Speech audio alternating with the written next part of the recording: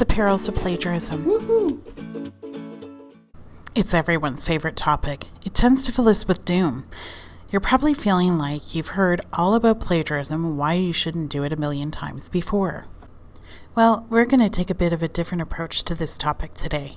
By the end of the video, you will understand the perils of plagiarism and how to avoid it, and the reason why we use citations. It's a good thing.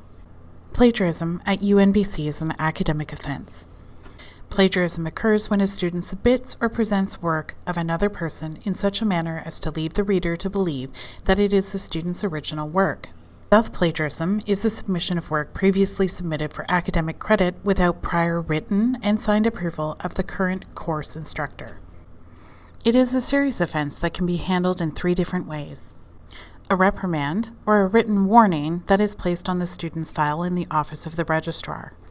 A reduction in grade for an assignment, examination, test, or for the overall course.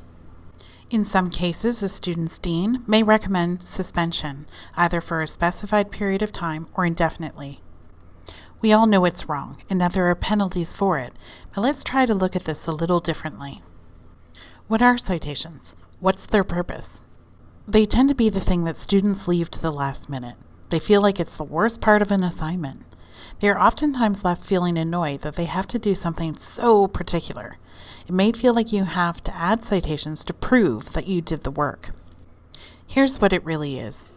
Remember in an earlier video that we talked about authority and that you were in university to gain expertise in an area, to learn to read and understand expert material?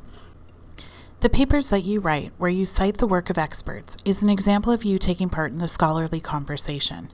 Your essays are the product of you engaging with the literature, exploring and interacting with existing scholarship on a given topic. Your citations are proof of that. The same thing is occurring with the journal articles and books that you are reading. This is how scholars engage in a conversation with each other.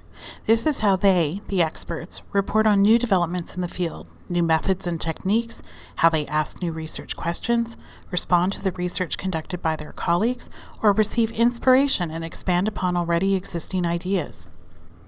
It is here where you'll see the debates occurring. Evidence of the debates can be seen in the literature review and in the citations. Here the experts are showing you who they have consulted to build their argument, who they have conversed with. Each published piece that is cited is now part of the conversation. The same is true of you. When you write your papers and include citations, it's not just to show that you didn't plagiarize. It's a way for you to show your professors that you have engaged in the scholarly conversation and what you have understood to be taking place. Citations not only show that you have engaged with the literature, but it shows your instructors that you know how to find, read, understand, and synthesize the literature. It demonstrates your growing expertise as a researcher and a budding scholar in that field. Citing your references is a way of acknowledging those who have influenced your ideas or those who have gone before you. Give credit where credit is due and show your professors that you know how to assess the existing research and put it to work. Each assignment is the result of you engaging in the scholarly conversation. Depending on the discipline you are in, you will be asked to use one of many different citation styles. Each style is different. The important part is being able to identify the varying components of a citation. Then all you have to do is plug the pieces into the right puzzle. Remember to be accurate. Think of how nice it is when you're scanning a bibliography to be pointed directly to the research that you need to complete your assignment. This is called bib chasing, and it's an essential part of the research process. How is plagiarism detected? To detect plagiarism, your instructors will use institutional software and they'll use Google, but they can also detect it from knowing you. Yes, your instructors do get to know you and can see you and the way you speak in your writing.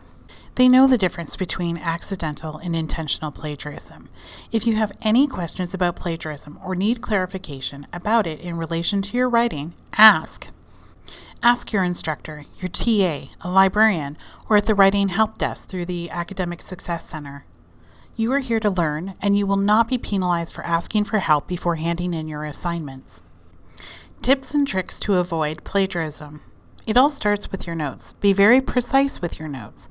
When you become immersed in your readings, and as you progress through your university career, you will begin to notice that you will start to speak like the people you are reading, developing expert knowledge and vocabulary. It can be very easy to adopt ideas and phrasing as your own, when in fact they are not. This is why note-taking is very important. Always write the full citation of the item you are making notes on at the top of the page. This ensures that there is no confusion as to what your notes are referring to. Use different colored pens or fonts to indicate the following. Direct quotes. Cite it and acknowledge that it's not yours. Ensure that you maintain the integrity of the quote when integrating it into your writing, and that you do not change its meaning to suit your argument. Use a different colored font to indicate paraphrasing. Indicate that you are using your own phrasing to explain the ideas of another person. The goal here is to be clear and succinct. Changing only a few words does not make it your own idea, nor is it paraphrasing. It's plagiarism. Use a different colored font to identify your original thoughts, questions, and critiques. Always make note of the questions that pop into your head that you may wish to investigate later.